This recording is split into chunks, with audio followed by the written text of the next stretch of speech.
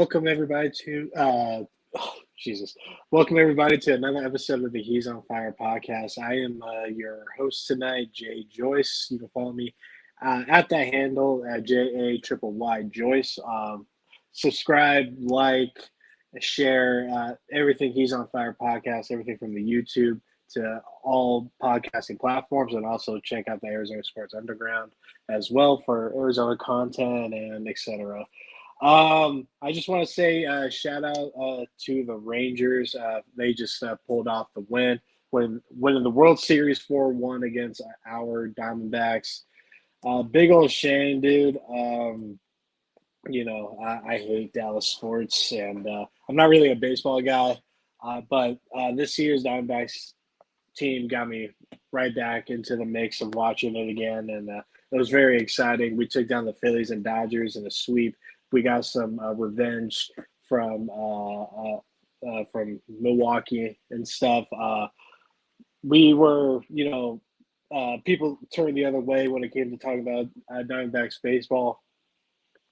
All of the media analysts and stuff not taking this team seriously, and they continuously proved them wrong, and they made it all the way to the World Series, and they showed that they belong. They should have had 2 wins at least. That game 1 blunder really messed up the momentum of the series, and we just couldn't get any offense going. But shout out to the Rangers for pulling that off. Again, I'm not a Dallas sports guy, so I'm not going to dive further into it. I think I'm going to upload a edited version of this sort of podcast onto my new YouTube channel, The Pull Up J. Go to my Twitter. It's in the link in the bio, and it'll probably be in the link in this description as well. Please like and subscribe. I've been sick, so the audio hasn't been the best, and I haven't uploaded anything yet. Something should be out relatively soon. But yeah, let's get into the nitty-gritty of the topic of conversation for this video tonight. Halloween night, last night, we fell to the San Antonio Spurs, 115-114. We had a 20-point lead midway through the third quarter. When it basically came down to the same thing that happened in the Lakers game a little over a week ago. It was, the non-Kevin Durant minutes. He sat, and we couldn't get any offense going. And the Spurs, they just came roaring back. And Wemby finally turned it on, and just about everybody just couldn't miss a shot for San Antonio. Trey Jones hit some wild shots. Wemby had this crazy and one that went in. Vassell was hitting some gnarly shots. It just seemed like San Antonio's night.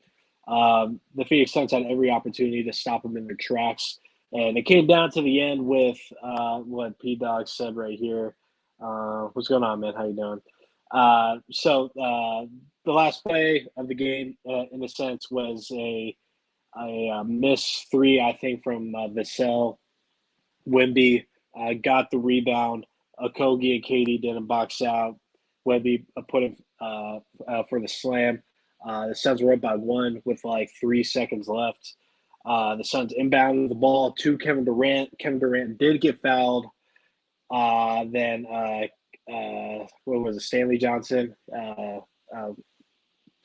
Is it Stanley Johnson? Oh no, Keon Johnson got the steal, and I got the and 1 to seal the game. He missed the free throw. Fucking crazy, dude. There was definitely a foul at the end. The 2-minute report came out today, and they said it wasn't a foul. It's fucking bullshit. The Lakers game and this game were basically exactly the same turnout. We couldn't churn out any offense. There was no offensive creation without Kevin Durant, and we just got stuck in our tracks, and we were hoping that KD, would save the day again. But luckily, we play this team tomorrow night. And Devin Booker has been lifted up to questionable today, Flex from Jersey on PHNX said he got an update, and after having some conversations the last 24 hours about Devin Booker, like Devin Booker's been feeling good, playing good in practice, and he could be available as soon as tomorrow night. So everything is, progressing to us having at least two stars on the floor. As for Beal, there's nothing updated about that. But last night's game was very irritating. I watched like half of the third and most of the fourth because like I took my kid out trick or treating, and like you just saw the lead dwindling more and more, and Spurs kept on hitting their threes, and that's what it came down to in the third quarter. Um, oh, how many threes did they hit? It was a fuck ton of threes. I mean, as a team, they shot 15 of 20, which is like a really good percentage total, and the Suns were 12 of 15, and yeah, so that's basically what it came down to was them hitting their threes, and Yuta and Grayson were late on their defensive rotations, and that kind of just fucked up everything. Spurs jerks. So yeah, we play against this team tomorrow. Devin Booker is available to play. I have no doubt in my mind, a shadow of a doubt, that we can win tomorrow, no question. And we should have won last night, and we should have won in that Lakers game as well. But yes, going over San Antonio's current lineup right now, they're running Zach Collins and Jeremy Sohan, Keon Johnson, Victor Wembanyama, and Devin Vassell. Those guys are killing us. Doug McDermott only had 6 points last night. He usually averages about 10, so that's just something to watch out for. Then Cedi Osman, he's a very sneaky, sort of player. I really liked him in Cleveland, especially his first year or two with LeBron in Cleveland. He had 9 points. He's a sneaky, scorer, so you have to kind of watch out for him. But we got to keep Okogie or Goodwin on Vassell. He just kept on getting way too open, especially when none of those two were on the floor with Vassell, and we had to have Yuta and Grayson kind of chase him around. And Vassell's too good of a player to, not take advantage of that. And but we played pretty close to a perfect game. I mean, it's not like we played bad. Kevin Durant, he had 26 points, 12 and 19, which is great efficiency. 1 of 3 from the 3-point line, and he only went to the line once, and he was 1 of 2, which Katie gets hacked, and he doesn't go to the line. It's very annoying. But Josh Okogie being 3 of 10, we're not going to win games like that. Not like we're expecting Okogie to offensively put out, but he usually has better split than that. So Kobe just seems to be a little bit better. He's been, excellent so far this season, and this was like his first little slump game, and came at a bad time, I would say. And then Nurkic, he was relatively decent yesterday. He did cost a couple of turnovers. He had a couple threes at the end of the game, but he did rush one at the end as well, which kind of cost us the game. Not to put it on him, but we could have gotten a better shot. Eric Gordon was brilliant yesterday, but he sort of disappeared in the fourth quarter.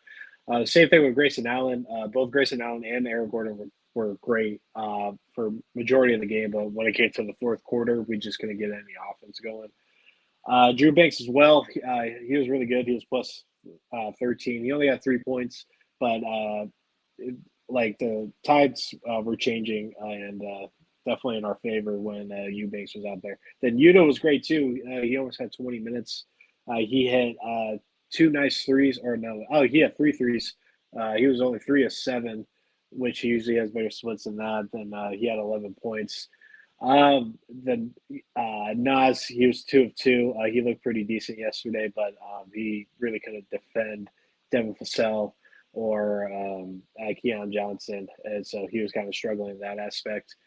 But We played a pretty solid game. It's just, when it came to the fourth quarter, we just couldn't produce offense, and that fucking blows, dude.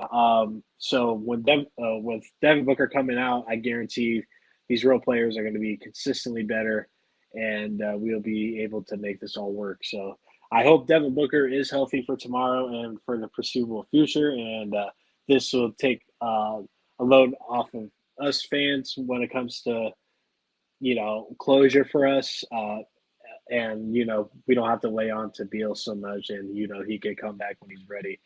I think is back and foot are two different things, and back you definitely have to be cautious and worrisome about. But I have a sneaky suspicion that Beal will be back maybe a week from today. So um, I don't quote me on that, but we should be able to win this game tomorrow. There's I have no doubt in my mind. But let's talk about the newest transaction, kind of the leading story of the NBA. Is James Harden going to the Los Angeles Clippers? Finally, along with PJ Tucker, and the Clippers sent out a good amount of assets. Um, I like on paper, of course, the Clippers look really good. It's going to come down to health, really. Um, with James Harden, it's just tricky. I'm not a James Harden guy. I'm not. I've just never been a big fan of him, and I think the way that he plays the game of basketball doesn't produce winning. Before pre All Star break last year, James Harden was great. I mean, he ended up leading the year in assists, and he looked like a very good contributing player. And but when he didn't get that All Star domination, like things just sort of plummeted, and that seems like a continuous thing with James Harden at the second half of seasons and especially in playoffs. I don't know where James Harden exactly fits on this team. If I was the Clippers, I would still start Russ and have Harden come off the bench, but Harden's not going to do that. Harden is a cone on defense. He is a terrible off ball player as well. And I feel like this is going to stunt, the Clippers' offense and what they're trying to do. And Kawhi hasn't exactly been the best, even though, God, the Clippers are putting on a show right now against the Lakers. So let me check the score. So, so the score right now is 70-58. Paul George has 13. Kawhi has 22. Zubac has 6. Westbrook has 18. Oh, man. Shout out to Westbrook. And then Highland has been putting in some good minutes for them as well. He's a plus 22 with 4 points. And then how's Anthony Davis doing? He has 12. LeBron has 17. They don't have a single plus on their plus minus sheet. So I think, the Clippers would be a really good regular season team. If I think with the acquisition of getting James Harden is more of an insurance if, one of Paul George or Kawhi goes down, they still have that third star, relatively speaking. So I think that's all this move really was. If I was Bomber and the rest of the crew, I probably wouldn't have made this move. I don't think it's really necessary, and considering these guys haven't signed a extension yet, which they're up for. So, but I'm not threatened by the Clippers just because we've had their number and James Harden as a player. I mean, you can really play him out the game, and if they're depending on James Harden, I think you have a good shot. Let's talk about the rest of the NBA before we get out of here and we close this out. Currently, right now, Sacramento is leading against Golden State 72-71 in the third quarter with 2:50 left. Sac just scored, so 74-71 right now. I'm probably going to tune into this game, that game after I'm done with this. But Milwaukee has been struggling. They lost to Atlanta the other night, and then they lost to Toronto by 20 tonight. So Giannis only had 16. Middleton played 17 minutes. He had 11 points. And then Damian Lillard, he had 15, but he was a negative 26. And then Campaign had 19 minutes. He had 0 points. Oh, no, wait. He had 4. Never mind. But, yeah, Milwaukee not looking good right now. But, it's the first couple games of the season. They're 2-2 right now. Toronto's already played 5 games, which is kind of wild. Portland went against Detroit today. Portland ended up winning. I don't think Jalen Duren played. So, and DA had a pretty solid stat line. Brooklyn beat Miami tonight, 109-105. Cleveland beat New York, 95-89. I'm trying to look for the most interesting games. And we kind of needed the Lakers to lose, so that's dope. Yeah, Celtics put a stomping on the Pacers, but the Pacers don't really have any defense, so that's to be expected. Then the Pelicans beat the Thunder tonight at 110-106, and then the Timberwolves, they caught the Nuggets slipping today, and they won by 110-89. Let's check the box score for this one, and then Dallas, they haven't lost the game yet. I'm still not incredibly sold on them. But we'll check the box score right now.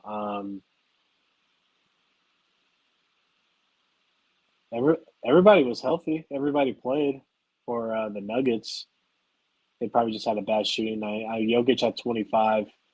Murray had 14.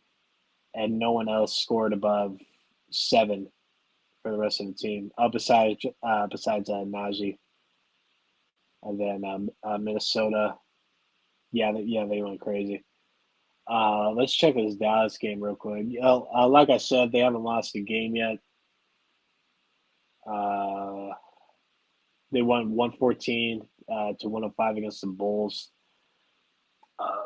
Dallas has kind of had like a cupcake schedule to start. I mean, they're ass last year. So Grant Williams had 25. That's what won the game. Luka only had 18. He was 7 of 9, 5 of 16 from the field. And then Tim Hardaway had 24. Yeah, so it looks like Luka was just chilling tonight. But I'm still not incredibly sold on Dallas. They've had a pretty soft schedule to start. It's gonna be pretty heavy in the next week or so for them. I can imagine. I haven't looked up their schedule, but that really sums up the league so far. Boston, is good right now. The Suns are figuring shit out. If Booker comes back tomorrow, we're rolling. No question in my mind. Denver, despite losing tonight, they still have looked really, really decent. And Milwaukee, they're going to be figuring some shit out, and they might be making some moves a little down the line. Besides that, I think that kind of covers everything that's going on in the league right now. Like I said, I will be uploading my first video on my YouTube channel, The Pull Up J, relatively soon. I've been sick, I've been congested, and I just haven't had the motivation or the time or really the voice to put out a video. So that should be coming out relatively soon. Check out my Twitter at jjoyce. Check out Arizona Sports Underground. And please like and subscribe on the YouTube channel. And please rate us on Apple Pod and Spotify and all that stuff. But besides that, I appreciate you hopping in, P-Dog. I know most people aren't in the mood for Arizona sports right now, considering, the Diamondbacks lost and all.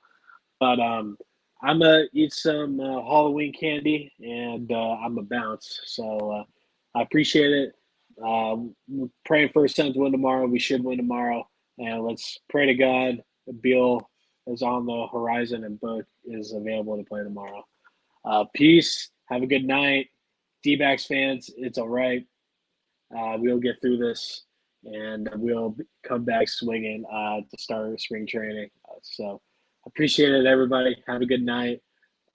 Bless you. Have a good one.